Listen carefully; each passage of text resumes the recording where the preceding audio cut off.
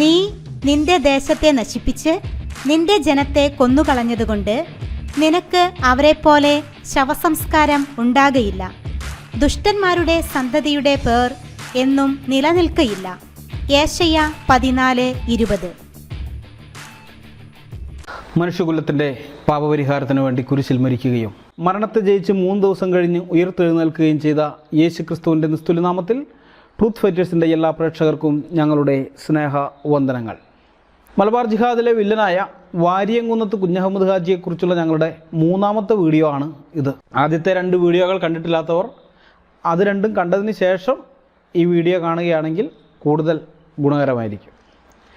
അപ്പോൾ കഴിഞ്ഞ വീഡിയോ നാം അവസാനിപ്പിച്ചത് വാരിയംകുന്നത്ത് കുഞ്ഞഹമ്മദ് ഹാജി നേരിട്ട് യുദ്ധത്തിൽ പങ്കെടുക്കാതെ അണികളെ കൊണ്ട് യുദ്ധം ചെയ്യിപ്പിച്ച് അവരെ കുരുതി കൊടുക്കുന്ന ഭീരുവായിരുന്നു എന്ന വസ്തുതയ്ക്കുള്ള തെളിവുകൾ നൽകിക്കൊണ്ടായിരുന്നുവല്ലോ.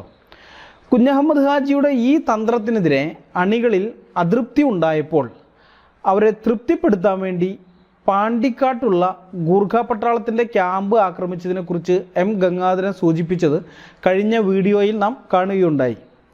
ഞാൻ പറഞ്ഞിരുന്നു അതൊരു വലിയ ട്രാജഡി ആയിരുന്നുവെന്ന്. മാധവൻ നായർ അതിനെക്കുറിച്ച് വിശദമായി പറഞ്ഞിട്ടുണ്ട്. ഞാൻ വായിക്കാം. കിഴക്കൻ ഏറനാട്ടിലുള്ള പട്ടാളക്കാർക്കുണ്ടായിരുന്ന ക്യാമ്പുകളിലൊന്നായിരുന്നു പാണ്ടിക്കാട് ക്യാമ്പ്. അവിടെ ഒരു പഴയ ചന്തപ്പുരയുമുണ്ട്. അതിനുള്ളിലായിരുന്നു ഗൂർഖ പട്ടാളം താമസിച്ചിരുന്നത്. പട്ടാളത്തെ പെട്ടെന്ന് എതിർത്ത് നശിപ്പിക്കുവാൻ ലഹളക്കാർ തീർച്ചപ്പെടുത്തി. പട്ടാളക്കാരുമായി നേരിട്ടെതിർക്കുകയെന്നത് ലഹളക്കാർക്ക് സാധാരണ നയമായിരുന്നില്ലെങ്കിലും പട്ടാളക്കാർ ആലോചിക്കാതെയും ഒരുങ്ങാതെയുമുള്ള അവസരത്തിൽ ക്യാമ്പിനെ ആക്രമിച്ചാൽ അവരെ മുഴുവൻ നശിപ്പിക്കാമെന്ന് ലഹളക്കാർ ആശിച്ചു. അതിനായി കിഴക്കൻ ഏറനാട്ടിലെ ലഹളത്തലവന്മാരിൽ പ്രധാനികളായ കുഞ്ഞഹമ്മദ് ഹാജിയും ചെമ്പ്രശ്ശേരി തങ്ങളും യോജിച്ച് ഒരുങ്ങി. ഏകദേശം 3000 ലഹളക്കാരെ അവർ തങ്ങളുടെ കീഴിൽ ശേഖരിച്ചു അത്രേ. അങ്ങനെ എല്ലാ ഒരുക്കങ്ങളും ചെയ്ത ശേഷം നവംബർ മാസം 15-ാം തീയതി ഞായറാഴ്ച പുലർച്ചെ സമയത്ത് പാറാവിൻ്റെ നിഷ്കർഷയും മറ്റും കുറയുന്ന തഞ്ചം നോക്കി ചന്തപ്പുരയുടെ 4 ഭാഗത്തു നിന്നും ലഹളക്കാർ വളഞ്ഞു പഴയ ചുമർ ഉന്തിമറിച്ചു. ലഹളക്കാർ അകത്ത് പ്രവേശിച്ച് പട്ടാളക്കാരോട് എതിർത്തു. ചന്തപ്പുരയുടെ അകത്തുണ്ടായിരുന്നത് പോലീസ് സൈന്യമോ വെള്ളപ്പട്ടാളമോ ആയിരുന്നുവെങ്കിൽ അവരിൽ ആരെങ്കിലും വന്ന് ശേഷിക്കുമായിരുന്നുവോ എന്ന് സംശയമാണ്. തോക്കെടുപ്പാനും തിര നിറപ്പാനും അണിയണിയായി നിൽപ്പാനും കൽപ്പന കൊടുപ്പാനും കേൾപ്പാനും ഒന്നിനും അതിലേർപ്പെട്ടവർക്ക് ഇടയുണ്ടായിരുന്നില്ല. പക്ഷെ ഗൂർഖ പട്ടാളത്തിന് തങ്ങളുടെ എതിരാളികളോട് എതിർക്കാൻ ഈ വക ഒരുക്കങ്ങളൊന്നും ആവശ്യമുണ്ടായിരുന്നില്ല. കുക്രി എന്ന് പറയുന്ന ഒരുവിധം വളഞ്ഞ നീളം കുറഞ്ഞ വാളാണ് അവരുടെ ആയുധം. അതവർ എപ്പോഴും അവരുടെ ദേഹത്തിൽ ധരിച്ചിരിക്കും. ദ്വന്ദ്വയുദ്ധത്തിൽ കുക്രിധാരിയായ ഗൂർഖയെ ജയിപ്പാൻ ഈ ലോകത്തിൽ ആരുമില്ല. പുലർച്ചെ സമയമായതുകൊണ്ട് ഏതാനും പട്ടാളക്കാർ ദിനകർമ്മങ്ങൾക്കായി പുറത്തു പോയിരുന്നു. എങ്കിലും കുറേ പേർ അവിടെ തന്നെ ഉണ്ടായിരുന്നു. ഗൂർഖ പട്ടാളക്കാർ ആകെ 80 പേർ മാത്രമേ ഉണ്ടായിരുന്നുള്ളൂവെങ്കിലും ലഹളക്കാർക്ക് ഗൂർഖാസിൻ്റെ കുക്രി പ്രയോഗം തടുക്കാൻ കഴിഞ്ഞില്ല. പട്ടാളക്കാർ ലഹളക്കാരെ തലങ്ങും വിലങ്ങും വെട്ടി വീഴ്ത്തി. ഇത്ര ഭയങ്കരമായൊരു യുദ്ധം ഈ കലാപത്തിൽ മറ്റെങ്ങും ഉണ്ടായിട്ടില്ല. 230 ലഹളക്കാർ അവിടെ വെച്ച് തന്നെ കൊല്ലപ്പെട്ടു. ലഹളക്കാർ തീരെ പരാജിതരായി ഓട്ടമായി. അപ്പോൾ പട്ടാളക്കാർ അവരുടെ നേരെ വെടി തുടങ്ങി. ആ വെടിയിൽ എത്ര പേർ മരിച്ചിട്ടുണ്ടെന്ന് പറയാൻ തരമില്ല. ഈ യുദ്ധത്തിൽ പട്ടാളക്കാരിൽ 3-4 പേർ മാത്രം മരിച്ചു. 34 ആളുകൾക്ക് മുറിവറ്റി. ക്യാപ്റ്റൻ ആവറിൽ എന്ന പട്ടാള ഉദ്യോഗസ്ഥന് കഠിനമായി മുറിവേൽക്കുകയും പിന്നീട് അയാൾ മരിക്കുകയും ചെയ്തു. സബ് ഇൻസ്പെക്ടർ അഹമ്മദ് കുട്ടി, അതായത് വാരിയംകുന്നത്ത് കുഞ്ഞഹമ്മദ് ഹാജി കൊന്നതായിട്ട് നാം കഴിഞ്ഞ വീഡിയോയിൽ കണ്ടല്ലോ, ആ ഖാൻ ബഹാദൂർ ചേക്കുട്ടിയുടെ മകനാണ് ഈ ഇൻസ്പെക്ടർ അഹമ്മദ് കുട്ടി. Head constable Damodara Menon, magistrate court head clerk Velu എന്നിവർക്കും മുറിവുകൾ പറ്റിയിരുന്നു. പാണ്ടിക്കാട് തപാൽ മാസ്റ്ററെ ലഹളക്കാർ പോകുന്ന വഴിക്കാണെന്ന് തോന്നുന്നു കൊല്ലുകയുമുണ്ടായി.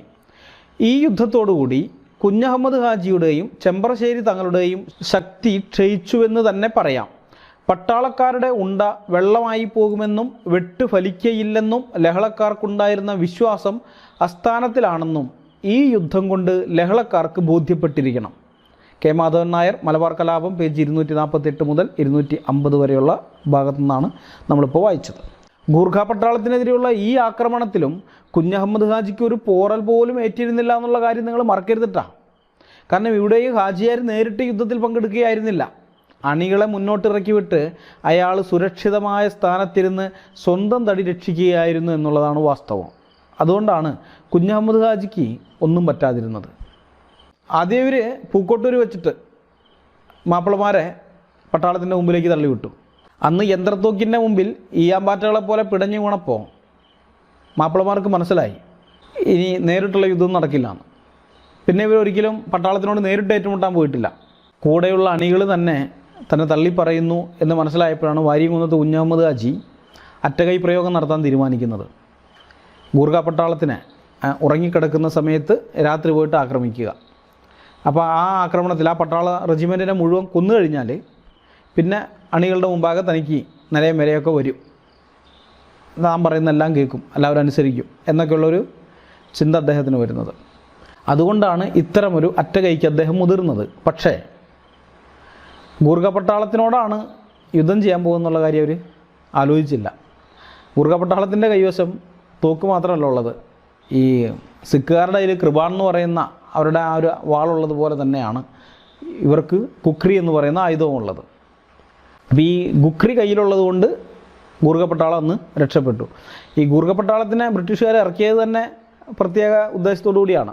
ആ കാര്യം ഞാൻ വിശദമായിട്ട് മലബാർ ജിഹാദിനെ കുറിച്ചുള്ള വീഡിയോ പരമ്പരയിൽ പറയുന്നുണ്ട്, എന്നാൽ ചെറുതായിട്ട് സൂചിപ്പിക്കാം. വെള്ളപ്പട്ടാളം ഇന്നത്തെ ഈ മുസ്ലിങ്ങൾ പറയുന്നത് പോലെയൊന്നും വലിയ ക്രൂരന്മാരായിരുന്നില്ല. വളരെ മനുഷ്യത്വം അവരിലുണ്ടായിരുന്നു. അവരിലെ ചില വ്യക്തികൾ ഒഴിച്ചാൽ ബാക്കി പൊതുവേ എല്ലാ പട്ടാള ഉദ്യോഗസ്ഥന്മാരും ഡീസൻ്റ് ആയിരുന്നു. അപ്പോൾ ബ്രിട്ടീഷ് സർക്കാരിന് മനസ്സിലായി, ഡൽഹിയിൽ അവർക്ക് കാര്യം മനസ്സിലായി, ഇവന്മാരെ കൊണ്ട് ഈ ലഹള അടിച്ചൊതുക്കാൻ പറ്റുകയില്ല. കാരണം വളരെ മനുഷ്യത്വപരമായ വിധത്തിലാണ് ഇവർ പലപ്പോഴും ഇടപെട്ടിരുന്നത്. അപ്പോൾ അതൊന്നും ഒഴിവാക്കാൻ വേണ്ടിയിട്ടാണ് ഇവർ അടിച്ചമർത്തണം എന്നുണ്ടെങ്കിൽ കണ്ണി ചോരയില്ലാത്ത വിധം തന്നെ ചെയ്യണം, അതിന് വെള്ളക്കാരെ കൊണ്ട് പറ്റുകയില്ല എന്ന് മനസ്സിലാക്കിയിട്ട് തന്നെയാണ് ഗൂർഖ പട്ടാളത്തിനെയും പിന്നെ ചിൻകച്ചിൻ എന്ന് പറയുന്ന വേറൊരു റെജിമെൻറ്റിനെ, ഈ രണ്ട് കൂട്ടരെ ഇറക്കുന്നത്. ഈ രണ്ട് കൂട്ടരും പുറമേ ഉള്ളവരല്ല, ഇന്ത്യക്കാർ തന്നെയാണ്. ഗൂർഖ എന്ന് പറയുന്നത് നേപ്പാൾ അതിർത്തിയിലുള്ള അവിടുത്തെ കൂട്ടരും, അതുപോലെ ചിൻകച്ചിൻ എന്ന് പറയുന്നതും ആ പ്രദേശത്ത് വടക്ക് കിഴക്കൻ ഭാഗത്തു നിന്നുള്ളവരാണ്. അവർ വന്നതോടുകൂടിയാണ് കണ്ണീ ചോരയില്ലാത്ത വിധം നിർദ്ധയമായിട്ട് ഈ ലഹള അടിച്ചമർത്തുന്നത്.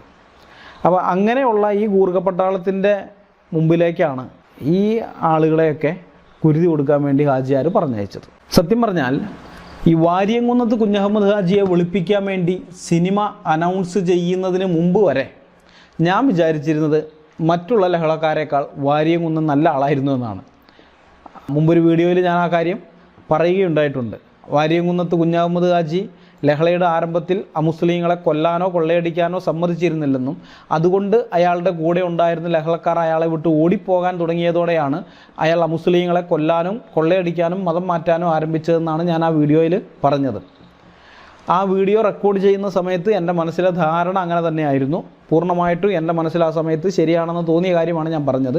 പക്ഷേ ഈ ദിവസങ്ങളിൽ ഞാൻ കൂടുതൽ പുസ്തകങ്ങൾ ഈ വിഷയവുമായി ബന്ധപ്പെട്ട് വായിക്കാൻ തുടങ്ങിക്കഴിഞ്ഞപ്പോൾ എനിക്ക് മനസ്സിലായി അന്നത്തെ എൻ്റെ നിലപാട് തെറ്റായിരുന്നു. എൻ്റെ ആ അറിവ് അത് തെറ്റാണ്, ഞാൻ അന്നാ പറഞ്ഞത് തെറ്റാണ്. കാരണം ലഹളയുടെ ആരംഭത്തിൽ മാത്രമല്ല, പിന്നീട് പലപ്പോഴും വാരിയംകുന്നത്ത് കുഞ്ഞഹമ്മദ് ഹാജിയെ ഉപേക്ഷിച്ച് അയാളുടെ കൂടെ ഉണ്ടായിരുന്നവർ ഓടിപ്പോയിരുന്നു നമുക്ക് കാണാനായിട്ട് പറ്റുന്നുണ്ട്. അപ്പോൾ അതെന്തുകൊണ്ടായിരിക്കും അവരങ്ങനെ ഓടിപ്പോയതെന്ന് അന്വേഷിച്ചപ്പോഴാണ് എനിക്ക് മനസ്സിലാകുന്നത്, ഈ അനുയായികളെ യുദ്ധരംഗത്ത് കൊലയ്ക്ക് കൊടുത്ത് സ്വന്തം തടി രക്ഷിക്കാൻ വേണ്ടി അറയിൽ ഒളിച്ചിരുന്ന ഭീരുവായിരുന്നു ഈ വാരിയംകുന്നത്ത് കുഞ്ഞഹമ്മദ് ഹാജി എന്നുള്ള കാര്യം. അപ്പോൾ വാരിയംകുന്നൻ്റെ ഈ സ്വഭാവം കാരണമാണ് അയാളുടെ അനുയായികൾ അയാളെ വിട്ട് ഓടിപ്പോയിക്കൊണ്ടിരുന്നത്. ഈ അനുയായികൾ മാത്രമല്ല, അയാളുടെ സ്വന്തം അനുജൻ വരെ, വാരിയംകുന്നത്ത് കുഞ്ഞഹമ്മദ് ഹാജിയുടെ സ്വന്തം അനുജൻ വരെ അയാളെ വിട്ട് ഓടിപ്പോയിട്ടുണ്ട്. പിന്നെ കുറ്റം പറയരുത്, ഈ അനുജൻ ഓടിപ്പോയപ്പോൾ ഒറ്റയ്ക്കല്ല ഓടിപ്പോയത്, കുഞ്ഞഹമ്മദ് ഹാജിയുടെ ഭാര്യനെ കൊണ്ടാണ് ഒളിച്ചോടിപ്പോയത്. മാധവൻ നായർ എഴുതിയിരിക്കുന്നത് ഞാൻ വായിക്കാം. ഈ അവസരത്തിൽ ലഹളക്കാലത്ത് കുഞ്ഞഹമ്മദ് ഹാജി പുതുതായി കിട്ടിയ മാളുവിനെ പറ്റി തെല്ലൊന്ന് വിസ്തരിച്ച് ലഹളയുടെ ചരിത്രം തുടരാം. തൻ്റെ രാജപദവിക്കനുസരിച്ച് ഒരു രാജ്ഞി അത്യാവശ്യമാണെന്ന് തോന്നുകയാലായിരിക്കാം കുഞ്ഞഹമ്മദ് ഹാജി വയസ്സുകാലത്ത് പല ഭാരങ്ങളും വഹിച്ചു വന്നിരുന്ന അവസരത്തിൽ പറവെട്ടി കോയാമു ഹാജിയുടെ മകളായ മാളുവിനെ തൻ്റെ ഭാര്യയായി വേട്ടത്. അരയും തലയും മുറുക്കി കയ്യിൽ വാളും ധരിച്ച് പടക്കളത്തിൽ ഭർത്താവിനോടൊരുമിച്ച് മാളു പോരാടാറുണ്ടായിരുന്നുവത്രേ. മാളുവിൻ്റെ ഒരു വർണ്ണന കേരള പത്രികയിൽ കണ്ടതിനെയാണ് താഴെ ചേർക്കുന്നത്. മാളു ചെറുപ്പക്കാരിയാണ്, നന്നേ തടിച്ച ഒരുത്തിയും കറുത്ത നിറവുമാണ്. ദേഹത്തിന് നല്ല ശക്തിയുണ്ട്. സ്ത്രീത്വത്തെക്കാൾ അവൾക്ക് പ്രകാശിച്ച് കാണുന്നത് പുരുഷത്വമാണ്. ആകപ്പാടെ ഒരു ആനച്ചന്തം അവൾക്കുണ്ടെന്ന് പറയണം. കുഞ്ഞഹമ്മദ് ഹാജി മാളുവിനെ കെട്ടിയതിന് ശേഷം മാളുവിന് ഹാജിയാരോടുകൂടി കാട്ടിൽ കുറെ കാലം സഞ്ചരിക്കേണ്ടി വന്നു. കുറച്ചു കാലം അവൾ ഹാജിയെ പിരിഞ്ഞും കാട്ടിൽ സഞ്ചരിക്കേണ്ടി വന്നിട്ടുണ്ട്. ആ കാലത്ത് മാളുവിന് ഒരു അപകടം പറ്റുകയുണ്ടായി.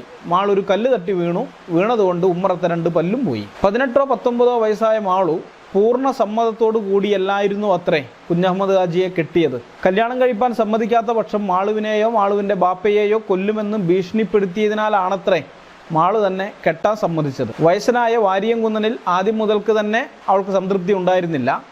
വാരിയംകുന്നന് മൊയ്തീൻ ഹാജി എന്നൊരു അനുജൻ ഉണ്ടായിരുന്നുവെന്ന് മുമ്പ് പ്രസ്താവിച്ചിട്ടുണ്ടല്ലോ. അവനും വാരിയംകുന്നൻ്റെ കീഴിലുള്ള ലഹളത്തലവനായിരുന്നു. മൊയ്തീൻ ഹാജിയും മാളുവും തമ്മിൽ വലിയ സ്നേഹമായി. വാരിയംകുന്നൻ അറിയാതെ അവസാനം മാളുവും മൊയ്തീൻ ഹാജിയും കൂടി സംഘത്തിൽ നിന്ന് ചാടിപ്പോയി. മാളുവിനെ തട്ടിക്കൊണ്ടുപോയതിനു ശേഷം വാരിയംകുന്നൻ വല്ലാതെ കോപിച്ചവശനായി. മാളുവിനെയും അനുജൻ മൊയ്തീൻ ഹാജിയെയും വെട്ടി കണ്ടമാക്കിയല്ലാതെ താൻ കീഴടങ്ങുകയില്ലെന്ന് വാരിയംകുന്നൻ ശപഥം ചെയ്യുകയും അവരെ 2 ആളെ തേടി പിടിപ്പാൻ തൻ്റെ അനുചരന്മാരിൽ പലരെയും പല വഴിക്കും അയക്കുകയും ചെയ്തു. പക്ഷേ ഈ കാര്യം സാധിപ്പാൻ ഹാജിയാർക്ക് അവസരം കിട്ടിയില്ല. അതിനു മുമ്പായി അയാൾ ബന്ധനസ്ഥനായി. കെ മാധവൻ നായർ, മലബാർ കലാപം, പേജ് 250. മൊയ്തീൻ ഹാജി എന്ന ഈ അനുജനെ പിന്നീട് പോലീസ് അറസ്റ്റ് ചെയ്യുകയുണ്ടായി. അതും അദ്ദേഹം രേഖപ്പെടുത്തിയിട്ടുണ്ട്. വാരിയംകുന്നൻ്റെ അനുജനും മാളുവിനെ തട്ടിക്കൊണ്ടുപോയി എന്ന് പറയപ്പെടുന്നവനും ലഹളയിൽ വലിയ അക്രമങ്ങൾ നടത്തിയവനുമായ മൊയ്തീൻ ഹാജിയെയും കുഞ്ഞഹമ്മദ് ഹാജിയുടെ വേറെ ചില അനുചരന്മാരെയും പാണ്ടിക്കാട് പോലീസ് 1922 ജനുവരി 2 അറസ്റ്റ് ചെയ്തു. കെ മാധവൻ നായർ, മലബാർ കലാപം, പേജ് 260. ഇങ്ങനെ കൂടെ ഉണ്ടായിരുന്ന പ്രധാനികളെല്ലാം വാരിയംകുന്നനെ ഉപേക്ഷിച്ചു പോവുകയും ഗൂർഖ പട്ടാളം ലഹളക്കാരുടെ തെക്കൻ മലബാറിലെ ഒളിവിടങ്ങൾ അരിച്ചു പെറുക്കാനും തുടങ്ങിയതോടെ വാരിയംകുന്നത്ത് കുഞ്ഞഹമ്മദ് ഹാജി ബ്രിട്ടീഷുകാർക്ക് കീഴടങ്ങാൻ തീരുമാനിക്കുകയായിരുന്നു. അങ്ങനെ കീഴടങ്ങിയാൽ തനിക്ക് ജീവരക്ഷ കിട്ടുമെന്ന് കുഞ്ഞഹമ്മദ് ഹാജിയാർ വിശ്വസിച്ചിരുന്നു. അഥവാ പോലീസ് അധികാരികൾ അങ്ങനെ വിശ്വസിപ്പിച്ചിരുന്നു. മാധവൻ നായർ എഴുതിയിരിക്കുന്നത് നമുക്കൊന്ന് വായിക്കാം. പന്തലൂരിൽ നിന്ന് കുഞ്ഞഹമ്മദ് ഹാജി പോയത് തൻ്റെ സ്ഥിരസ്ഥാനമായ കല്ലാമൂലയ്ക്കായിരുന്നു. തൻ്റെ കീഴിലുള്ള പ്രധാനികളെല്ലാം തന്നെ വിട്ടു പിരിയുകയും പലരും ബന്ധനസ്ഥരാവുകയും ചെയ്തിരുന്നു. ഗവൺമെൻറ്റിന് കീഴൊതുങ്ങിയാൽ തനിക്ക് ജീവരക്ഷ കിട്ടുമെന്ന് ഒരു മോഹം ഹാജിയാരുടെ മനസ്സിലുണ്ടായിരുന്നു. സമർത്ഥരായ ചില പോലീസ് ഉദ്യോഗസ്ഥന്മാർ ഹാജിയാരെ ഇത് നല്ലവണ്ണം വിശ്വസിപ്പിക്കുവാൻ പല തന്ത്രങ്ങളും ഉപയോഗിക്കുകയും ചെയ്തിരുന്നു. ഇതിൻ്റെ എല്ലാം ഫലമായി മുൻ നിശ്ചയപ്രകാരം താൻ ഇരിക്കുന്നിടത്ത് പോലീസ് ഇൻസ്പെക്ടർ വരികയും ഹാജിയാർ ആയുധം വെച്ച് കീഴടങ്ങുകയും ചെയ്തു എന്നാണ് ഒരു വർത്തമാനം. പൊടുന്നനവേ പോലീസ് സൈന്യം തന്നെ വളഞ്ഞുവെന്ന് കണ്ടപ്പോൾ സംഘബലം പോയി എതിർപ്പാൻ ശക്തിയില്ലാതിരുന്ന ഹാജിയാർ തൻ്റെ പരിഭ്രമത്തിനിടയിൽ ബന്ധനസ്ഥനായി എന്നാണ് മറ്റൊരു വർത്തമാനം. ഏതായാലും ചോക്കാട്ട് എന്ന സ്ഥലത്ത് വെച്ച് ജനുവരി 6 കുഞ്ഞഹമ്മദ് ഹാജി ഗവൺമെൻറ്റിൻ്റെ തടവുകാരനായി എന്ന് പറഞ്ഞാൽ കഴിഞ്ഞുവല്ലോ. കെ മാധവൻ നായർ, മലബാർ കലാപം, പേജ് 252, 253. ഇയാളെ വിശ്വസിച്ച് ഇയാളുടെ കൂടെ കൂടിയ മുസ്ലിങ്ങളിൽ പലരും പട്ടാളത്തിന് കീഴടങ്ങാതെ അവരുടെ വെടിയേറ്റ് കൊല്ലപ്പെടുകയായിരുന്നു. കീഴടങ്ങുന്നതിനേക്കാൾ നല്ലത് മരണമാണെന്ന് അവർ വിശ്വസിച്ചിരുന്നു. എന്നാൽ വീരനായകനായി ഇന്നത്തെ മുസ്ലിങ്ങൾ വാഴ്ത്തിപ്പാടുന്ന വാരിയംകുന്നനാകട്ടെ തൻ്റെ വാക്ക് വിശ്വസിച്ച് ജീവൻ വെടിഞ്ഞ ആ മനുഷ്യരുടെ ആത്മാക്കളെപ്പോലും പരിഹസിച്ചുകൊണ്ട് പോലീസുമായി രഹസ്യധാരണയിലെത്തി തൻ്റെ ജീവൻ രക്ഷിക്കാൻ വേണ്ടി കീഴടങ്ങുകയായിരുന്നു. ഇതിനു മുൻപുള്ള ലഹളകളിൽ കീഴടങ്ങുന്ന ലഹളത്തലവന്മാരെ ബ്രിട്ടീഷുകാർ നാട് കടത്തിയിരുന്നത് പോലെ തന്നെയും നാട് കടത്തും എന്ന് ഹാജിയാർ ചിന്തിച്ചു. ശരീരത്തിൽ ജീവനുണ്ടെങ്കിൽ അന്യനാട്ടിലായാലും ജീവിക്കാമല്ലോ എന്ന് വാരിയംകുന്നം കരുതിയത് തെറ്റൊന്നും പറയാനില്ല. കാരണം എല്ലാ മനുഷ്യർക്കും ജീവനിൽ കൊതിയുണ്ടല്ലോ. പക്ഷേ ബ്രിട്ടീഷുകാർക്ക് കീഴടങ്ങിക്കൊണ്ട് സ്വന്തം ജീവൻ രക്ഷിക്കാമെന്നുള്ള വാരിയംകുന്നത്ത് കുഞ്ഞഹമ്മദ് ഹാജിയുടെ മോഹം വെറും വ്യാമോഹം മാത്രമായി അവസാനിക്കുകയാണ് ചെയ്തത്. കുഞ്ഞഹമ്മദ് ഹാജിയുടെ അന്ത്യം എങ്ങനെയായിരുന്നുവെന്ന് മാധവൻ നായർ എഴുതിയിട്ടുള്ളത് ഞാൻ വായിക്കാം. ഹാജിയാരെ ഇതിനുശേഷം മഞ്ചേരി നിന്ന് മലപ്പുറത്തേക്ക് കൊണ്ടുപോയി. മലപ്പുറം തുക്കിടി കച്ചേരിയിൽ വെച്ച് അയാളെ മാർഷൽ കോടതി സമ്മറിയായി വിചാരണ ചെയ്യുകയും വെടിവെച്ച് കൊല്ലുവാൻ വിധിക്കുകയും ചെയ്തു. ജനുവരി 20 രാവിലെ മലപ്പുറത്ത് നിന്ന് മഞ്ചേരിക്ക് വരുന്ന നിരത്തിൽ 1-ാം മൈലിനടുത്ത് കോട്ടക്കുന്നിൻ്റെ വടക്കേച്ചെരിയിൽ വെച്ച് അയാളെ വെടിവെച്ച് കൊല്ലുകയും ചെയ്തു. കെ മാധവൻ നായർ, മലബാർ കലാപം, പേജ് 253. ഇന്നത്തെ മുസ്ലിങ്ങൾ വാരിയംകുന്നന് വീര പരിവേഷം ലഭിക്കാൻ വേണ്ടി അടിച്ചിറക്കുന്ന കഥകൾ കേൾക്കുമ്പോൾ ചരിത്രബോധമുള്ളവന് ചിരിച്ച് വയറുളുക്കും.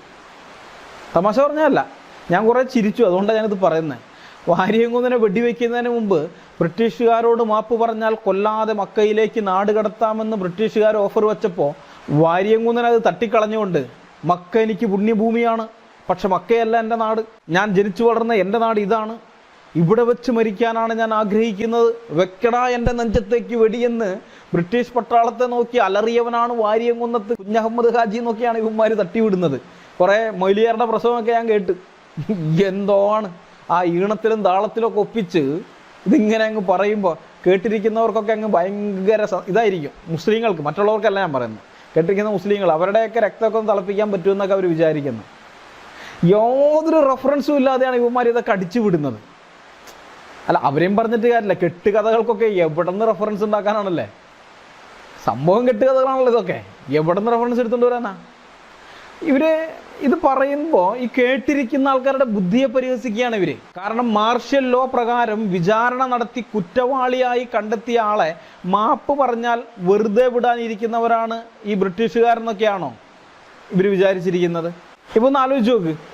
ഇവിടെ ഇന്ത്യയിൽ ഇന്ത്യൻ സർക്കാരിനെതിരെ കലാപം ഉണ്ടാക്കുകയും പ്രശ്നമൊക്കെ ചെയ്ത് അവസാനം കീഴടങ്ങി കഴിഞ്ഞ് പിടിച്ചു കഴിഞ്ഞിട്ടുണ്ട്. വിചാരണയൊക്കെ നടത്തി വധശിക്ഷ വിധിച്ചു കഴിഞ്ഞാൽ ഇന്ത്യൻ സർക്കാരിനോട് മാപ്പ് പറഞ്ഞു കഴിഞ്ഞാൽ നിങ്ങളെ വെറുതെ വിടാമെന്ന് ഏതെങ്കിലും കോടതി പറയുമോ? സർക്കാർ സമ്മതിക്കുമോ? അത് പറയുന്ന കഥകൾക്കൊരു ലോജിക്കൊക്കെ വേണ്ടേ? ഈ കെട്ടുകഥ ഉണ്ടാക്കിയവന്മാർക്കൊന്നും ഒരു ബുദ്ധിയും ബോധവും വിവരവും ഇല്ല. അതുകൊണ്ടാണ് ഈ മാതിരി കെട്ടുകഥകളൊക്കെ ഉണ്ടാക്കിയത്. അവന്മാർക്കൊന്നും ലോജിക്ക് എന്ന് പറയുന്ന സംഗതി ഏഴായിരത്ത് കൂടി പോയിട്ടില്ല. ഇനി ഈ സ്വന്തം നാട്ടിൽ വെച്ച് മരിക്കാൻ ആഗ്രഹമുള്ള ആളായിരുന്നു വാരിയംകുന്നത്ത് കുഞ്ഞഹമ്മദ് ഹാജിയെങ്കിൽ അയാൾ ബ്രിട്ടീഷുകാർക്ക് കീഴടങ്ങേണ്ട ആവശ്യം എന്തായിരുന്നു? അവർക്ക് നേരെ യുദ്ധം ചെയ്ത് വെടിവെച്ച് അങ്ങനെ നിന്നിട്ട് വെടികൊണ്ട് ചത്താൽ പോരെ? പല അനുയായികളും അങ്ങനെയാണല്ലോ പോയത്, വെടികൊണ്ടല്ലേ മരിച്ചത്. അപ്പോൾ ഹാജിയാർക്ക് അങ്ങനെ ചെയ്യാമായിരുന്നല്ലോ. അത് ചെയ്യാതെ കീഴടങ്ങിയതിന് ശേഷം വെക്കടാ പൊടി എൻ്റെ നെഞ്ചത്തേക്ക് എന്ന് പറയേണ്ട വല്ല കാര്യമുണ്ടോ? ഇതൊക്കെ നിങ്ങളെന്ത് വിചാരിച്ചിരിക്കുന്നത്? ഈ കഥയൊക്കെ കേൾക്കാനിരിക്കുന്ന ഞങ്ങൾ വെറും പൊട്ടന്മാരാണെന്നാ? നിങ്ങളുടെ മുമ്പാകെ ആ പ്രസംഗം കേൾക്കാനിരിക്കുന്ന മുസ്ലിങ്ങൾ മണ്ടന്മാരായിരിക്കും. പക്ഷെ പൊതുസമൂഹം അങ്ങനെയല്ല. പുറമേയുള്ള സെക്യുലർ ലോകം ഉണ്ടല്ലോ, പുറമേയുള്ള സമൂഹം അതങ്ങനെയല്ല, മണ്ടന്മാരൊന്നുമല്ല. അത് നിങ്ങൾ ഓർത്തോളണം.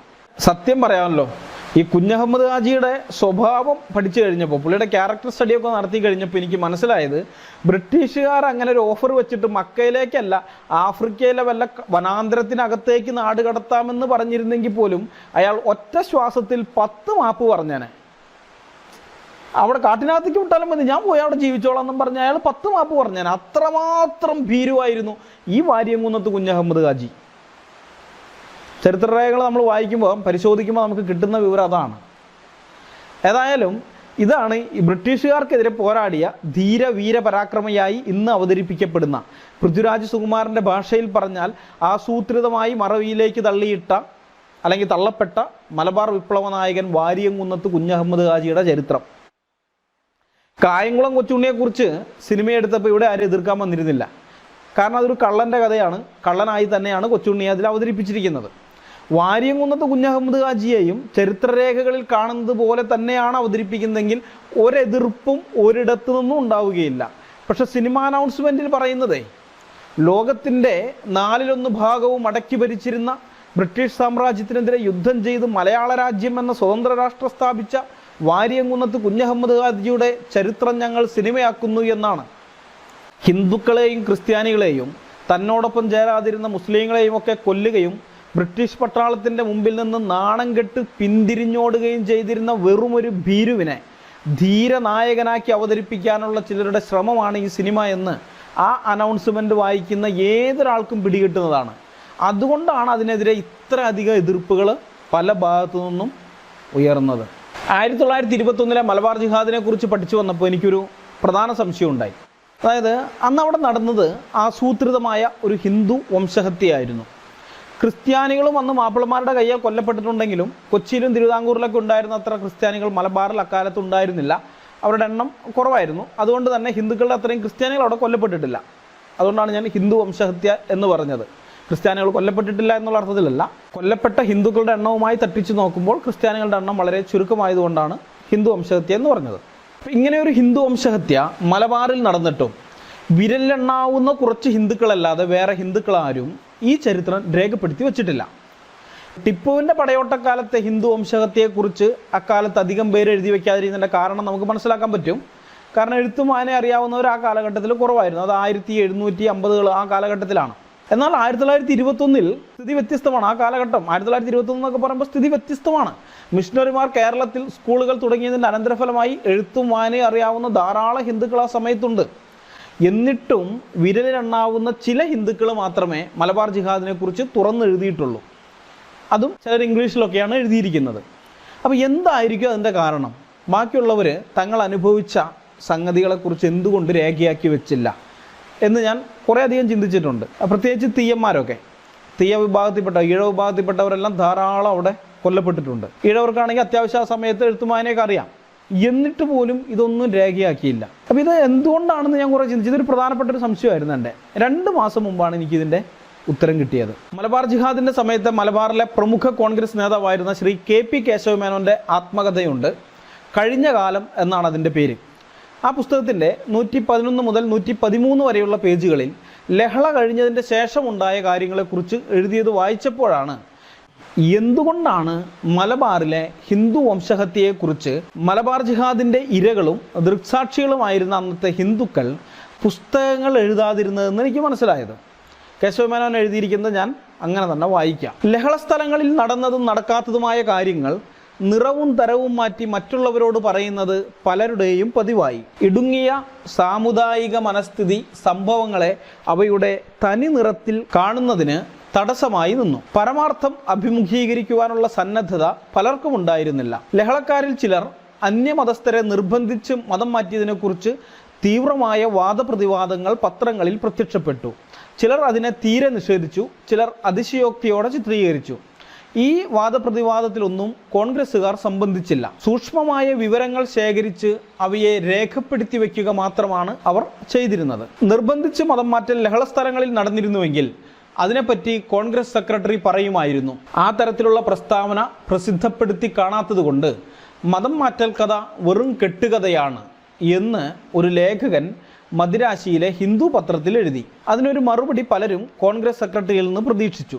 അന്ന് കേരള സംസ്ഥാന കോൺഗ്രസ് കമ്മിറ്റി സെക്രട്ടറി ആയിരുന്ന എനിക്ക് ആ സന്ദർഭത്തിൽ മൗനം ദീക്ഷിക്കുക സാധ്യമല്ലാതായി. എൻ്റെ അറിവിൽപ്പെട്ട ചില സംഗതികൾ അപ്പോൾ വെളിപ്പെടുത്തേണ്ടി വന്നു. നിർബന്ധത്തിന്മേൽ മതം മാറേണ്ടി വന്ന ചിലർ കോൺഗ്രസ് ആഫീസിൽ വന്ന് പറഞ്ഞ വിവരം രേഖപ്പെടുത്തി വച്ചിരുന്നു. ആ ലേഖകൻ്റെ ലേഖനത്തിന് മറുപടിയായി എൻ്റെ അറിവിൽപ്പെട്ട പരമാർത്ഥം ഞാൻ വെളിപ്പെടുത്തി. അത് ചിലരെ കുപിതരാക്കുമെന്ന് എനിക്കറിയാമായിരുന്നു. ഹിന്ദു പത്രത്തിൽ എൻ്റെ ലേഖനം പ്രസിദ്ധപ്പെടുത്തിയതിൻ്റെ പിറ്റേ ദിവസമുണ്ടായ സംഭവം പ്രസ്താവ്യമാണ്. രാത്രി 9 മണിക്ക് ഭക്ഷണം കഴിഞ്ഞ് ഞാനും കുടുംബാംഗങ്ങളും കോൺഗ്രസ് ആഫീസിൻ്റെ മുകളിൽ ഇരിക്കുകയായിരുന്നു. കുട്ടികൾ ഉറങ്ങി. നിലാവുള്ള രാത്രി. വടക്ക് ഭാഗത്തു നിന്ന് ഒരു കല്ല് വന്ന് ജനലിൽ മേൽ വീണു. ശബ്ദം കേട്ട് ഞെട്ടി എന്താണെന്നറിയുവാൻ ഉള്ളിലേക്ക് പോകുമ്പോഴേക്ക് മറ്റൊരു കല്ല് പുറത്ത് വന്ന് വീണു. അങ്ങനെ 4-5 പ്രാവശ്യം കല്ല് വന്ന് വീഴുന്നത് കേട്ടു. ചാത്തുക്കുട്ടി നായർ താഴത്തു നിന്നും മുകളിലേക്ക് ഓടി വന്നു. ആരാണത് എന്ന് വരാന്തയിൽ നിന്നുകൊണ്ട് ഉറക്കെ 1-2 പ്രാവശ്യം വിളിച്ചു ചോദിച്ചു. ആളെ എങ്ങും കണ്ടില്ല. കല്ല് മാത്രം പല ഭാഗത്തു നിന്നും തുരുതുരെ വന്ന് വീണുകൊണ്ടിരുന്നു. സ്വല്പം അകലെ നിന്ന് വന്ന എയറായിരുന്നു. 2-3 ആളുകൾ ഓരോ സ്ഥലത്ത് നിന്ന് എറിഞ്ഞതായി തോന്നി. ഏകദേശം 10 മിനിറ്റ് നേരം അത് നിലനിന്നു. ശബ്ദം കേട്ട് കുട്ടികൾ ഉണർന്ന് പുറത്തേക്ക് വന്നു. വരാന്തയിൽ നിൽക്കുന്നത് രക്ഷയില്ലെന്ന് കണ്ട് ഞങ്ങൾ അകത്തേക്ക് പോയി. കല്ല് വീഴുന്ന ശബ്ദവും ചാത്തുക്കുട്ടി നായരുടെ ഒച്ചയും അയൽവാസികൾ കേട്ടു.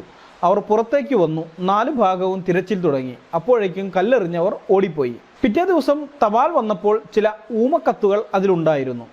നിർബന്ധിച്ച് മതം മാറ്റൽ നടന്നിട്ടുണ്ടെന്ന് ഞാൻ പത്രത്തിൽ പ്രസിദ്ധപ്പെടുത്തിയതിന് എന്നെ ആക്ഷേപിച്ചുകൊണ്ടുള്ള കത്തുകളായിരുന്നു അവ.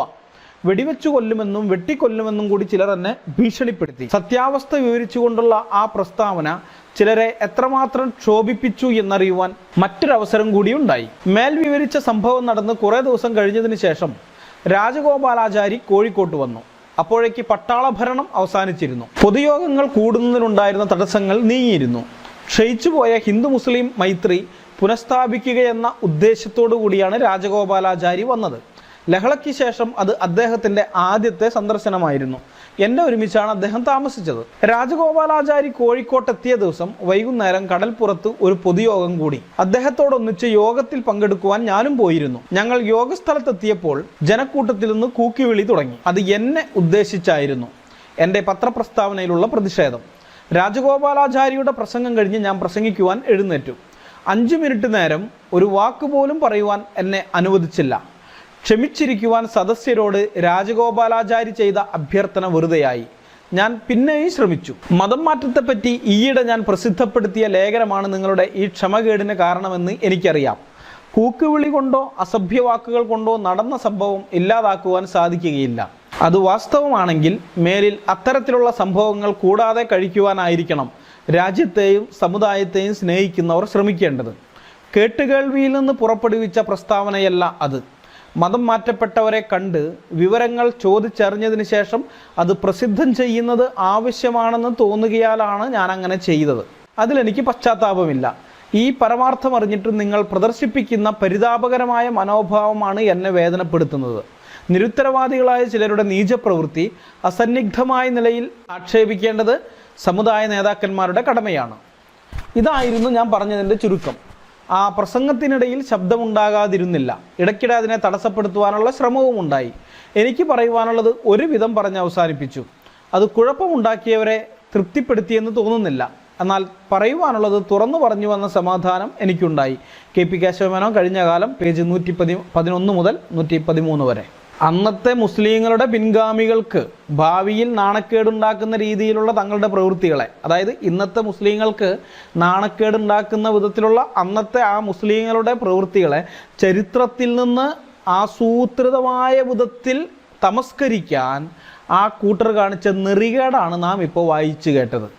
അന്നത്തെ കോൺഗ്രസ് പാർട്ടിയുടെ നേതാവ് തൻ്റെ മുൻപാകെ വന്ന് കലാപത്തിൻ്റെ ഇരകളായവർ നൽകിയ ദുരനുഭവങ്ങളുടെ അടിസ്ഥാനത്തിൽ കൃത്യമായ തെളിവുകളോടുകൂടെ പത്രത്തിൽ എഴുതിയപ്പോൾ മലബാർ മാപ്പിളമാർ ആ മനുഷ്യനെ ആക്രമിക്കാനാണ് തുനിഞ്ഞത്. അവരുടെ തന്ത്രം നിങ്ങൾ ശ്രദ്ധിച്ചോ? നിർബന്ധിച്ച് മതം മാറ്റൽ ലഹള സ്ഥലങ്ങളിൽ നടന്നിരുന്നെങ്കിൽ അതിനെപ്പറ്റി കോൺഗ്രസ് സെക്രട്ടറി പറയുമായിരുന്നു. ആ തരത്തിലുള്ള പ്രസ്താവന പ്രസിദ്ധപ്പെടുത്തി കാണാത്തത് കൊണ്ട് മതം മാറ്റൽ കഥ വെറും കെട്ടുകഥയാണെന്നാണ് ഇവർ വാദിച്ചത്. ഇതേ തന്ത്രമാണ് ഇവരിന്നും പുറത്തെടുക്കുന്നത്. എൻ്റെ ഒരു അനുഭവം പറയാം. ഞാൻ ഫേസ്ബുക്കിൽ ഇസ്ലാമിനെ കുറിച്ച് സംസാരിക്കാൻ തുടങ്ങിയ കാലത്ത് അന്നത്തെ ദാവാക്കാർ എനിക്കെതിരെ ധാരാളം ആരോപണങ്ങൾ ഉന്നയിക്കുമായിരുന്നു. എന്നെ നേരിട്ടറിയാവുന്ന ഏതൊരു വ്യക്തിയും കേൾക്കുന്ന മാത്രയിൽ അസംബന്ധമെന്ന് പറഞ്ഞ് പുച്ഛത്തോടെ ചിരിച്ച് തള്ളിക്കളയുന്ന വിധത്തിലുള്ള അടിസ്ഥാനരഹിതമായ ആരോപണങ്ങളായിരുന്നു അവയെല്ലാം തന്നെ. അതുകൊണ്ട് ഞാൻ ഇതൊന്നും കാര്യമാക്കി എടുക്കാൻ പോയില്ല. ഇതൊക്കെ കമൻസുകളൊക്കെ കണ്ടപ്പോൾ ഞാൻ അർഹിക്കുന്ന അവജ്ഞയോടെ അതിനെ അവഗണിച്ച് വിട്ടതേ ഉള്ളൂ. പക്ഷെ 2-3 മാസം കഴിഞ്ഞപ്പോഴേക്കും ഈ ആരോപണങ്ങളുടെ സ്വഭാവം മാറി. എന്നെ ജീവിതത്തിൽ ഇതുവരെ കണ്ടിട്ടില്ലാത്തവന്മാർ എവിടെയോ കുത്തിയിരുന്ന് കഞ്ചാവൊക്കെ വലിച്ച് ആലോചിച്ച് ഉണ്ടാക്കിയ ഓരോരോ ആരോപണങ്ങളെല്ലാം സത്യമാണെന്ന് ഇവന്മാർ പറയാൻ തുടങ്ങി. ആദ്യം കേവലം ആരോപണം എന്നുള്ള നിലയിൽ വന്ന സാധനം പിന്നീട് ഇത് സത്യമാണെന്ന് ഇവർ പറയാൻ തുടങ്ങി. അങ്ങനെ പറയാനുള്ള കാരണം എന്താണെന്നറിയാമോ? അതാണ് രസം. ഈ ആരോപണങ്ങളൊന്നും അനിൽകുമാർ അയ്യപ്പൻ നിഷേധിക്കുന്നില്ല. ഇവരുടെ ഈ ആരോപണത്തിനെതിരെ ഞാൻ പ്രതികരിച്ചിട്ടില്ല, ഞാൻ അതിനൊന്നും നിഷേധിച്ചിട്ടില്ല അത്രേ. അപ്പോൾ അതുകൊണ്ട് അനിൽകുമാറിനെതിരെയുള്ള ആരോപണങ്ങളെ അനിൽകുമാർ നിഷേധിക്കാത്തത് കൊണ്ട് ഈ ആരോപണങ്ങളെല്ലാം സത്യമാണെന്നായിരുന്നു അവരുടെ വാദം. എങ്ങനെയുണ്ട്? ഇവരൊരു തെളിവ് ഹാജരാക്കില്ല. ഇവർ ഉന്നയിക്കുന്ന ആരോപണത്തിന് ഒരു തെളിവുമില്ല. ഇവർ ചുമ്മാ ആരോപണം ഉന്നയിച്ചുകൊണ്ടിരിക്കുന്നു. നമ്മളതൊക്കെ നിഷേധിച്ചുകൊണ്ടിരിക്കണം അത്രേ. നമ്മൾ നിഷേധിച്ചില്ലെങ്കിൽ അവർ പറഞ്ഞത് സത്യമാണെന്ന് നമ്മൾ സമ്മതിച്ചതിന് തുല്യമാണ്. മറ്റുള്ളവരത് അങ്ങനെ വിശ്വസിച്ചോളണം. ഇതാണ് ഇവരുടെ വാദം. അപ്പോൾ ഇവരുടെ ഈ വാദം പലരെയും തെറ്റിദ്ധരിപ്പിച്ച ഒന്നാണ്. കാരണം ആളുകൾ ചിന്തിക്കാൻ തുടങ്ങി, അനിലിനെതിരെ മുസ്ലിങ്ങൾ ഇത്രയൊക്കെ പറഞ്ഞിട്ട്, ഈ പറയുന്നതിൽ വാസ്തവമില്ലേ, ഇത്രയൊക്കെ പറഞ്ഞിട്ടും എന്തുകൊണ്ടാണ് ഇത്രയും ആരോപണങ്ങൾ വന്നിട്ടും ഒരെണ്ണത്തിന് പോലും അനിൽ മറുപടി പറയാതിരിക്കുന്നത് എന്ന് സോഷ്യൽ മീഡിയയിൽ മാത്രം എന്നെ പരിചയമുള്ള ചിലർ, അത് വ്യക്തിപരമായിട്ട് നേരിട്ട് അടുപ്പമൊന്നുമില്ല, FB ഫ്രണ്ട്, എൻ്റെ ഫേസ്ബുക്ക് സുഹൃത്തുക്കൾ, അങ്ങനെയുള്ളവർ ചിന്തിക്കാൻ തുടങ്ങി.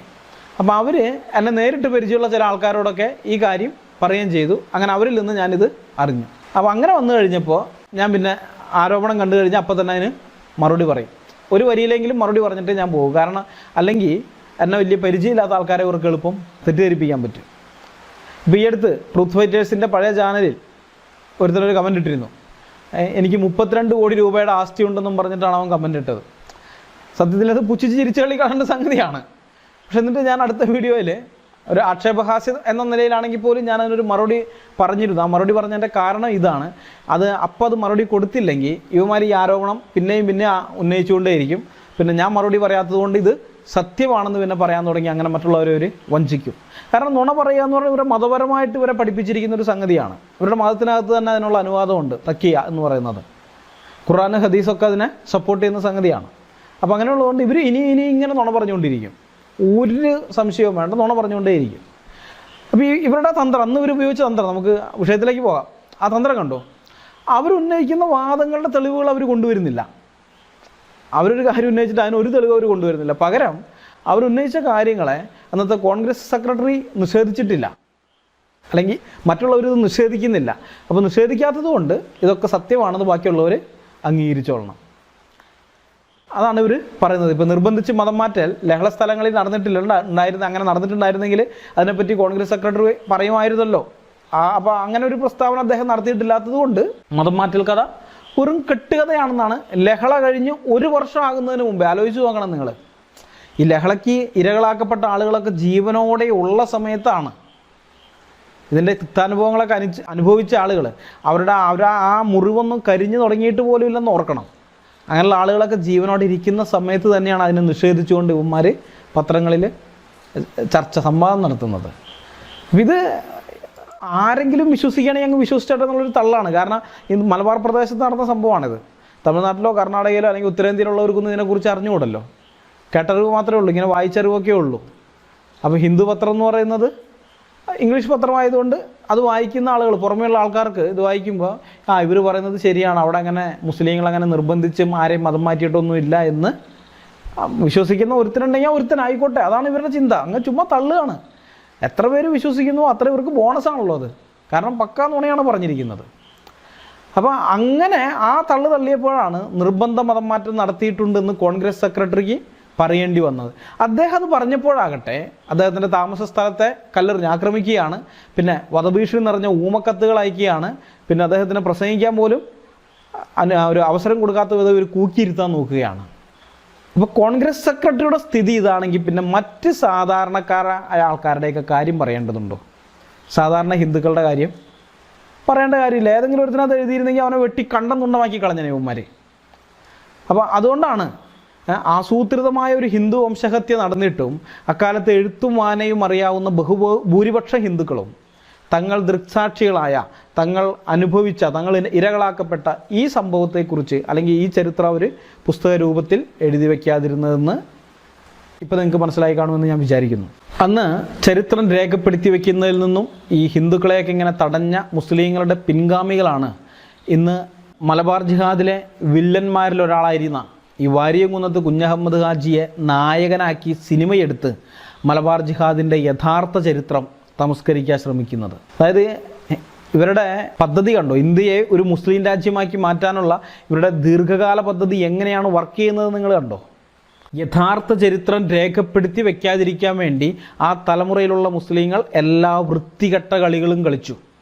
അത് രേഖപ്പെടുത്തി വയ്ക്കാൻ ശ്രമിച്ചവരെയൊക്കെ ഭീഷണിപ്പെടുത്തി, പല വിധത്തിലുള്ള സമ്മർദ്ദം ചെലുത്തി, ഊമക്കത്തുകൾ അയച്ച് അവരുടെ വീടുകളെ ആക്രമിക്കുകയൊക്കെ ചെയ്തിട്ട് അവരെ നിശബ്ദരാക്കി. അങ്ങനെ അധികം പേരെ കൊണ്ട് ഇത് എഴുതിപ്പിക്കാതെ ഈ സംഗതി മറച്ചു വെപ്പിച്ചു. അതുകൊണ്ടാണ് നമ്മളൊക്കെ ഇപ്പോൾ ഈ വിഷയത്തെക്കുറിച്ച് ഇങ്ങനെ അറിയുമ്പോൾ അത്ഭുതപ്പെടുന്നത്. അല്ലെങ്കിൽ ഇതൊക്കെ പണ്ടേ നമ്മൾ അറിഞ്ഞിരിക്കേണ്ടതാണ്. കാരണം ഇഷ്ടംപോലെ പുസ്തകങ്ങൾ ഇറങ്ങേണ്ടതായിരുന്നു. പക്ഷെ അത് ഉണ്ടായില്ല. ആ ദൃക്സാക്ഷികളായ ആൾക്കാർ അവർക്ക് അത് രേഖപ്പെടുത്തി വയ്ക്കാൻ പറ്റാത്ത വിധത്തിലുള്ള കളി അവർ കളിച്ചു. അത് കഴിഞ്ഞ് കാലം കുറച്ച് മുന്നോട്ട് പോന്നു. 100 വർഷമായി കഴിഞ്ഞപ്പോൾ 4ാമത്തെ തലമുറയിലേക്ക് എത്തിക്കഴിഞ്ഞപ്പോൾ അന്നത്തെ ആ വില്ലന്മാരുണ്ടല്ലോ അവരെ നായകന്മാരാക്കിയും അന്നത്തെ ഇവരുടെ ഇരകളെ ബ്രിട്ടീഷുകാരുടെ പാദസേവകരാക്കിയും പുതിയ ചരിത്രം ഉണ്ടാക്കാനുള്ള ശ്രമത്തിലാണ് ഇപ്പോൾ ഇവന്മാർ. അതായത് ആ തലമുറയിലുള്ള ഒരു ചരിത്രം രേഖപ്പെടുത്തി വയ്ക്കുന്നത് തടഞ്ഞു. അപ്പോൾ ഭൂരിഭാഗം പേർക്കത് അറിയാതെയായി, ആ വിഷയത്തെക്കുറിച്ച് വലിയ അറിവില്ലാതെയായി. പിന്നെ ഒരു 100 കൊല്ലം കഴിഞ്ഞപ്പോഴേക്കും പുതിയ ചരിത്രം ഉണ്ടാക്കാനുള്ള ശ്രമമാണ്. ഇനി അടുത്ത തലമുറയിൽ എങ്ങനെ ചരിത്രം ഉണ്ടാക്കുന്നത് നമുക്ക് ഊഹിക്കാൻ പറ്റും. ഞാൻ പറഞ്ഞുതരാം എന്താണെന്നുള്ളത്. അടുത്ത തലമുറയിൽ ഇപ്പോൾ യഥാർത്ഥത്തിൽ മലബാർ ജിഹാദിൽ മുസ്ലിങ്ങളുടെ കയ്യാൽ കൊല്ലപ്പെട്ട ആൾക്കാരുണ്ടല്ലോ, ഇവരുടെ ഈ ജിഹാദിൻ്റെ ഇരകൾ, ആ ഇരകളെയൊക്കെ വില്ലന്മാരാക്കി മാറ്റിക്കൊണ്ടുള്ള ചരിത്രമായിരിക്കും ഇവരടുത്ത തലമുറയിൽ പുറത്തെടുക്കാൻ പോകുന്നത്. മാത്രമല്ല മലബാറിലെ ഹിന്ദുക്കളുടെയും ക്രിസ്ത്യാനികളുടെയും കയ്യാൽ കൊല്ലപ്പെട്ട പാവപ്പെട്ട മുസ്ലിങ്ങൾ, അവരാൽ വേട്ടയാടപ്പെട്ട പാവപ്പെട്ട മുസ്ലിങ്ങളുടെ കഥകളൊക്കെ ആയിരിക്കും ആ തലമുറയിലുള്ളവർ കേൾക്കാൻ പോകുന്നത്. അതിനും ഓശാന പാടാൻ നട്ടെല്ലിന് ബലമില്ലാത്ത ഹിന്ദുക്കളും ക്രിസ്ത്യാനികളും ആ കാലത്തും ഉണ്ടാകും. ഇപ്പം തന്നെ കണ്ടില്ലേ, ഈ വാര്യംകുന്നൻ ഹിന്ദു പത്രത്തിൽ എഴുതിയെന്ന് പറയപ്പെടുന്നൊരു കത്തെടുത്ത് വച്ചിട്ടാണ് ഈ സുനിതാ ദേവദാസ് അടക്കം കുറേ എണ്ണം വാര്യംകുന്നനെ ന്യായീകരിക്കാൻ വരുന്നത്. സുബോധം എന്ന് പറയുന്ന സാധനം 7 അയലത്തിൽ കൂടി പോയിട്ടില്ലാത്ത ഇവരൊക്കെ എങ്ങനെയാണ് പത്രപ്രവർത്തകയായതെന്നാണ് ഞാൻ ആലോചിക്കുന്നത്. ആ കത്തിൻ്റെ ആധികാരികത അത് ചോദ്യം ചെയ്യപ്പെടുന്ന ഒന്നാണ്. അത് പോട്ടെ, അതിൻ്റെ ആധികാരികത ഇനിയിപ്പോൾ നമുക്ക് വാദത്തിന് വേണ്ടി സമ്മതിക്കുകയാണ്, അത് വാര്യംകുന്നൻ തന്നെ എഴുതിയതാണെന്ന് നമുക്കങ്ങ് സമ്മതിച്ചു കൊടുക്കാം. അങ്ങനെയാണെങ്കിൽ പോലും ആ കത്തിന് എന്ത് വിലയാണ് ഉള്ളത്? നിങ്ങളൊന്ന് ചിന്തിച്ചു നോക്ക്. ജയിലിൽ കിടന്നുകൊണ്ട് അജ്മൽ കസബ് തൂക്കിക്കൊല്ലപ്പെടുന്നതിന് മുമ്പ് അജ്മൽ കസബ് താൻ നിരപരാധിയാണെന്നും പറഞ്ഞ് ഇന്ത്യ ടുഡേക്കോ അല്ലെങ്കിൽ ഇന്ത്യൻ എക്സ്പ്രസ്സിനോ ഒരു കത്തയക്കുന്നു. ഇന്ത്യൻ എക്സ്പ്രസ് അത് പ്രസിദ്ധീകരിക്കുകയും ചെയ്താൽ അതിൻ്റെ അർത്ഥം അജ്മൽ കസബ് നിരപരാധിയായിരുന്നു എന്നാണോ? അങ്ങനെയാണോ അർത്ഥം? കുറ്റവാളികൾ എപ്പോഴും സ്വന്തം ഭാഗം ന്യായീകരിച്ച് മാത്രമേ സംസാരിക്കൂ എന്ന് മനസ്സിലാക്കാനുള്ള ബോധം പോലും ഇവർക്കൊന്നുമില്ലേ? ഇല്ലേ? വാര്യംകുന്നത്ത് കുഞ്ഞഹമ്മദ് ഹാജി കത്ത് എഴുതിയതുള്ളത് സത്യമാണെങ്കിൽ തന്നെ ആ കത്തിന് ഒരു വിലയുമില്ല. കാരണം ഇയാൾ കുറ്റവാളിയാണ്. അയാളെ ന്യായീകരിച്ചുകൊണ്ട് ഞാനിങ്ങനെയൊന്നും ചെയ്തിട്ടില്ല, തന്നെ മേൽ ആരോപിക്കപ്പെട്ട കുറ്റങ്ങളെല്ലാം നിഷേധിച്ചുകൊണ്ടായിരിക്കും സംസാരിക്കുന്നത്. സ്വാഭാവികമാണ്. അത് മനസ്സിലാക്കാനുള്ള ബോധം പോലും ഇല്ലാതെയാണ് ഇവന്മാർ ഈ ഹാജിയാരെയൊക്കെ ന്യായീകരിക്കാനായിട്ട് വരുന്നത്. പിന്നെ വേറെ ചില ആൾക്കാർ എം സ്വരാജ് അടക്കം നിയമസഭയിൽ പ്രസംഗിക്കുന്നത് കേട്ടു.